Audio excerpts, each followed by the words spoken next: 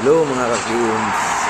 Ngayon mga ka-KMs, ang gagawin namin, magkakabit kami ng roll bar na yan. Magkakabit kami. Para saan ba ang roll bar? So ang roll bar is protection yun siya in case of rollover. So yun yung protection niya. Kailangan mataas siya kunti sa bubong ng ano.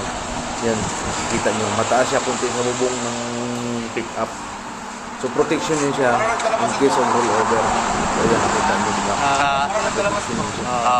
So ngayon, kinabitan namin siya ng roll bar kasi bagong labas to galing sa kasa. Yan, nilagyan namin ng tailgate cover.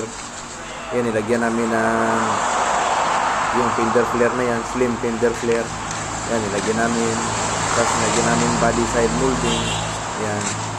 So yan. So kinabit yan, ano lang yan, gamit na ng 3M tape. So yan yung ano kinabit namin kasi bagong labas galing sa kasa.